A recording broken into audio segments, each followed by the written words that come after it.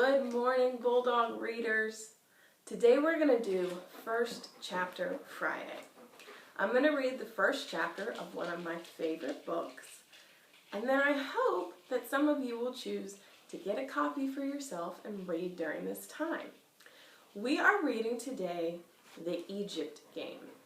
This book is by Zilpha Keatley Snyder. It is an older book. I read it when I was in elementary school and I loved it so much. There's a copy available through NC Kids Digital Library. You need a public library card, but if you don't have one, email me and I can get you login information so that you can access this fantastic book. Let's get started. And if you see, I have my lovely library assistant here, Pumpkin, reading along with me, and probably some dogs coming through, and there's another cat.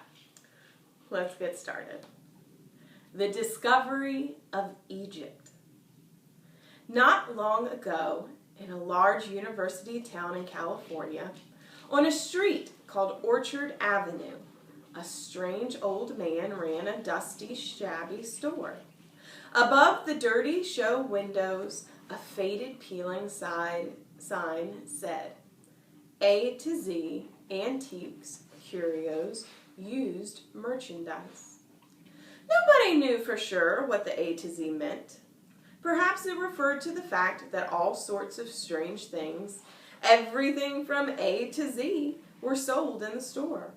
Or perhaps it had something to do with the owner's name. However, no one seemed to know for sure what his name actually was. It was all part of a mysterious uncertainty about even the smallest item of public information about the old man. Nobody seemed certain, for instance, just why he was known as the Professor. The neighborhood surrounding the Professor's store was made up of inexpensive apartment houses, little family-owned shops, and small, aging homes. The people of the area, many of whom had some connection with the university, could trace their ancestors to every continent and just about every country in the world. There were dozens of children in the neighborhood, boys and girls of every size and style and color, some of whom could speak more than one language when they wanted to. But in their schools and on the streets, they all seemed to speak the same language and to have a number of things in common.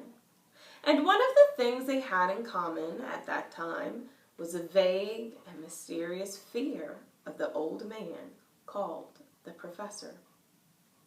Just what was so dangerous about the Professor was uncertain, like everything else about him. But his appearance undoubtedly had something to do with the rumors. He was tall and bent, and thin beards strangled up his cheeks like dry moss on gray rocks. His eyes were dark and expressionless, and set so deep under heavy brows that from a distance they looked like dark, empty holes. And from a distance was the only way that most of the children of Orchard Avenue cared to see them. The Professor lived somewhere at the back of his dingy store, and when he came out to stand in the sun in his doorway, smaller children would cross the street if they had to walk by. Now and then, older and braver boys, inspired by the old man's strangeness, would dare each other into an attempt to tease or torment him. But not for long. Their absolute failure to get any sort of reaction from their victim was not only discouraging, it was weird enough to spoil the fun for even the bravest of bullies. Since there were several antique stores in the area to draw the buyers, the Professor seemed to do a fairly good business with out-of-town collectors. But his local trade was very small. It was said that he sold items that were used, but not antique, very cheaply. But even for grown-ups, the prospect of a bargain was often not enough to offset the discomfort of the old man's stony stare. It was one day early in a recent September that the Professor happened to be the only witness to the very beginning of the Egypt Game. He had been looking for something in a seldom-used storeroom at the back of his shop when a slight noise drew him to a window. He lifted a gunny sack curtain, rubbed a peephole in the thick coating of dirt, and peered through. Outside that particular window was a small storage yard surrounded by a high board fence. It had been years since the professor had made any use of the area, and the weed-grown yard and open lean-to shed were empty except for a few pieces of forgotten junk.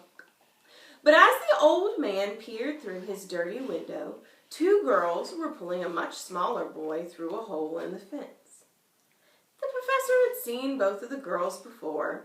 They were about the same age and size, perhaps 11 or 12 years old. The one who was tugging at the little boy's leg was thin and palely blonde, and her hair was arranged in a straggly pile on the top of her head. Her high cheekbones and short nose were faintly splattered with freckles, and there was a strange droopy look to her eyes. The old man recalled that she had been in his store not long before, and along with some other improbable information she had disclosed that her name was April. The other girl, who had the little boy by the shoulders, was African American, as was the little boy himself. A similarity in their pert features and slender arching eyebrows indicated that they were probably brother and sister. The professor had seen them pass his store many times and knew that they were residents of the neighborhood. The fence that surrounded the storage yard was high and strong and topped by strands of barbed wire. But one thin plank had come loose so that it was possible to swing to one side. Both the girls were very slender, and they had apparently squeezed through without much trouble, but the boy was causing a problem. He was only about 4 years old, but he was sturdily built. Moreover, he was clutching a large stuffed toy to his chest with both arms. He paid not the slightest attention to the demands of the two girls that he turn loose of that thing for just a minute, can't you? And let me hold security for you till you get through, Marshall. Marshall remained very calm and patient, but his grip on his toy didn't relax for a second. When the little boy and his huge plush octopus at last popped free into the yard, the girls turned to inspect their discovery. Their eyes flew over the broken bird bath, the crumbling statue of Diana the Huntress, and the stack of fancy wooden porch pillars, and came to rest on something in the lean-to shed. It was a cracked and chipped plaster reproduction of the famous bust of Nefertiti. The two girls stared at it for a long, breathless moment, and then they turned and looked at each other. They didn't say a word, but with widening eyes and small taunt smiles, they sent a charge of excitement dancing between them like a crackle of electricity. The customer, an antique dealer from San Francisco, was stirring restlessly in the main room of the store. Hearing him, the professor was reminded of his errand. He replaced the sacking curtain and left the storeroom. It was more than an hour later that he remembered the children and returned to the peephole in the dirty window. There had been some changes made in the storage yard. Some of the ornate old porch pillars had been propped up around the lean-to, so that they seemed to be supporting its sagging tin roof. The statue of Diana had been moved into position near this improvised temple, and in the place of honor at the back and center of the shed, the bust of Nefertiti was enthroned in the broken bird bath. The little boy was playing quietly with his octopus on the floor of the shed, and the two girls were busily pulling the tall, dry weeds that choked the yard and stacking them in a pile near the fence. "Look, Melanie," the girl named April said. She displayed a prickly bouquet of thistle blossoms. "Neat," Melanie nodded enthusiastically. Lotus blossoms? April considered the uninviting bouquet with new appreciation. Yeah, she agreed. Lotus blossoms. Melanie had another inspiration. She stood up, dumping her lap full of weeds, and reached for the blossoms, gingerly because of the prickles. Holding them at arm's length, she announced dramatically, "The sacred flower of Egypt." Then she paced with dignity to the bird bath, and with a curtsy presented them to Nefertiti. April had followed, watching approvingly, but now she suddenly objected. "No, like this," she said. Taking the thistle flower, she dropped to her knees and bent low before the bird bath. Then she crawled backward out of the lean-to. "Neat," Melanie said, and taking the flowers back, she repeated the ritual, adding another refinement by tapping her forehead to the floor 3 times. April gave her stamp of approval to this latest innovation by trying it out herself, doing the forehead taps very slowly and dramatically. Then the 2 girls went back to their weed pulling, leaving the thistles before the altar of Nefertiti. A few minutes later, the blonde girl sat back suddenly on her heels and clapped a hand to her right eye. When she took it away, the professor, peering through his spy hole, noticed that the eye had lost its strange, droopy appearance. "Melanie," April said, "they're gone. I've lost my eyelashes." At about that point, a customer entering the professor's store forced him to leave his vantage point at the dirty window, so he missed the frantic search that followed.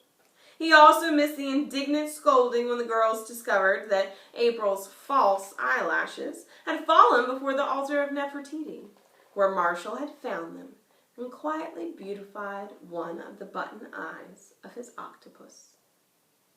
When the professor finally was free to return to his peephole, the children had gone home, leaving the storage yard almost free from weeds and a thistle blossom offering before the bird bath. Chapter 2, Enter April. If you guys don't know much about ancient Egypt, you should do a little bit of research on NC Wiseout. I'll include the password for you to log in with the video. And tell me what you find out about ancient Egypt. Why did the girls put the bust of Nefertiti up and then have a ritual to go with it? Was this something that they may have learned in school if they studied ancient Egypt? And who is Nefertiti? You should be able to find her on NC Wiseout as well. Please email me anything you learn, and I will be happy to email you back. I hope you've enjoyed our first chapter Friday, and I hope that someone finds a copy of the Egypt game to read during our time at home. Have a great day, Bulldog readers.